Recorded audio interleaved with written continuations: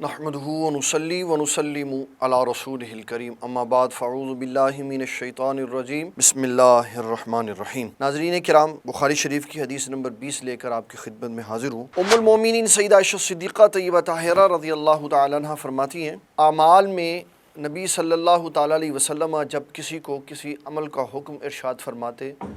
تو وہی کام اس کو حکم ارشاد فرماتے جو اس کی طاقت میں ہوتا ہے۔ صحابہ کرام عرض کرتے، حضور ہم آپ کی مثل تو نہیں؟ تو نبی صلی اللہ تعالیٰ علیہ وسلم ان کی اس بات کو سنتے کہ صحابہ نے یہ کہا کہ حضور اللہ نے آپ کے اگلوں پچھلوں کے گناہ معاف کر دیے ہوئے ہیں، تو آپ صلی اللہ علیہ وسلم بڑا جلال فرماتے اور یہ جملہ آپ ارشاد فرماتے، ان اتقاکم واعلمکم باللہ انا، کہ میں تم سب سے زیادہ اللہ سے ڈرنے والا بھی ہوں اور سب سے زیادہ اللہ کو جاننے والا بھی ہوں۔ آپ صلی اللہ علیہ وسلم کے اظہار ناراضگی کا مقصد کیا تھا؟ آپ صلی اللہ علیہ وسلم کے جلال فرمانے کا مقصد کیا تھا؟ یہ نہیں تھا کہ تم مجھے اپنے جیسا کیوں نہیں سمجھتے، یہ نہیں تھا کہ مجھے اپنے جیسا سمجھو، بلکہ اس حدیث سے آپ کے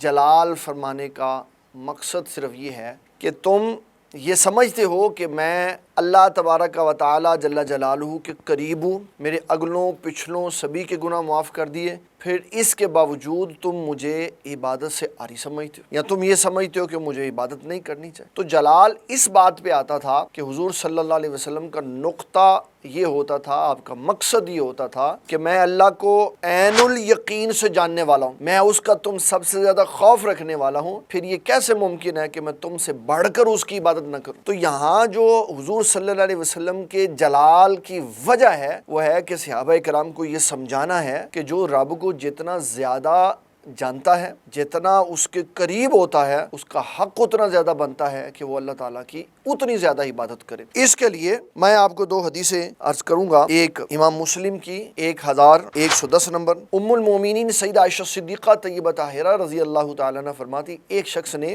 یہ عرض کیا، کہنے لگا، اے اللہ کے حبیب صلی اللہ علیہ وسلم، میں صبح اٹھتا ہوں تو مجھ پہ غسل لازم ہوتا ہے اور میں روزہ رکھنا چاہتا ہوں۔ اس کا مقصد یہ تھا کہ میں اپنی کیفیت بتاؤں۔ نبی صلی اللہ علیہ وسلم نے فرمایا، میں بھی بسا اوقات صبح اٹھتا ہوں تو میں نے غسل کرنا ہوتا ہے تو میں غسل کر کے روزہ رکھ لیتا ہوں۔ تو وہ کہنے لگا، یا رسول اللہ صلی اللہ علیہ وسلم، آپ ہماری مثل تو نہیں، آپ کے تو اگلوں پچھلوں کے سبھی کے گناہ اللہ تعالیٰ نے معاف کر دیے ہوئے۔ تو نبی صلی اللہ تعالیٰ علیہ وسلم اس پر جلال فرمایا۔ اس جلال کا مقصد یہ نہیں تھا کہ اس نے یہ کہا کہ آپ ہماری مثل نہیں، اس پر جلال کا مقصد یہ تھا کہ وہ سوال یہ کر رہا تھا کہ میں صبح اٹھتا ہوں، میں نے غسل کرنا ہوتا ہے تو روزہ بھی رکھنا ہوتا، تو میں کیا کروں؟ تو آپ نے فرمایا، میری جب یہ کیفیت ہوتی ہے تو میں پہلے غسل کرتا ہوں پھر روزہ رکھتا ہوں۔ اب وہ یہ کہہ رہا ہے کہ آپ ہماری مثل نہیں ہے، اس کا مطلب ہے آپ تقوی والے ہیں، آپ عظمت والے ہیں، شان والے ہیں، تو آپ ظاہری بات ہے پہلے غسل ہی فرمائیں گے پھر روزہ رکھیں گے۔ تو آپ صلی اللہ علیہ وسلم نے پھر اس کو مسئلہ کھول کے سمجھایا اور فرمایا، جو رب کے جتنے زیادہ قریب ہوتا ہے وہ اتنا ہی زیادہ تقوی کرنے والا ہوتا ہے، اتنی ہی زیادہ احتیاط کرنے والا ہوتا ہے۔ پھر آپ صلی اللہ علیہ وسلم نے فرمایا، میں تم سب سے زیادہ رب سے ڈرنے والا ہوں اور تم سب سے زیادہ ان چیزوں کا علم رکھنے والا ہوں جن سے بچنا ضروری ہے۔ تو حدیث کی یہ ورڈنگ بتاتی ہے کہ یہاں مطلوب و مقصود اور جلال فرمانا صرف اسی لیے تھا کہ بغیر غسل کیے ہوئے میں کھانا نہیں کھاتا۔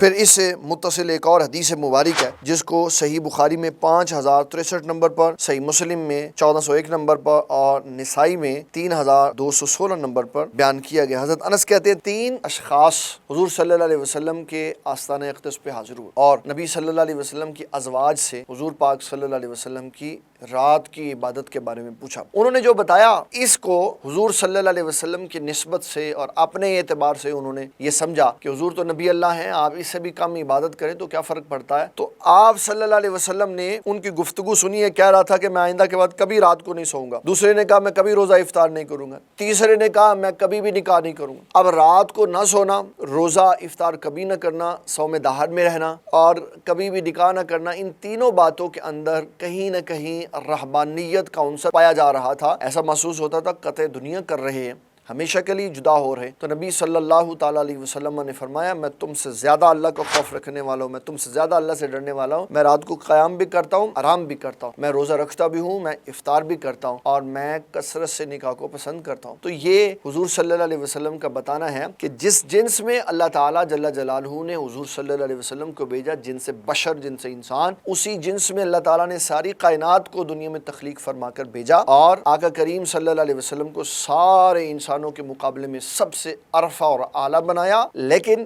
اس کے ساتھ ساتھ ہمیں یہ سمجھا دیا کہ حضور صلی اللہ تعالیٰ علیہ وسلم اللہ کے سب سے زیادہ جاننے والے ہیں، اس لیے وہ اللہ کا سب سے زیادہ ڈر اور خوف رکھتے ہیں اور عمل کرنے میں سب سے آگے بڑھنے کی کوشش فرماتے ہیں۔ ناظرین کرام، جب تک ہم علماء کرام کے پاس نہیں بیٹھیں گے تب تک ہمیں حدیث کے صحیح معنی نہیں سمجھ آئیں گے، اور جب ہمیں صحیح معنی نہیں سمجھ آئیں گے تو ہم صحیح نتیجہ اخذ نہیں کر سکتے۔ اللہ تعالی ہمیں دین اسلام کا فہم عطا فرمائے۔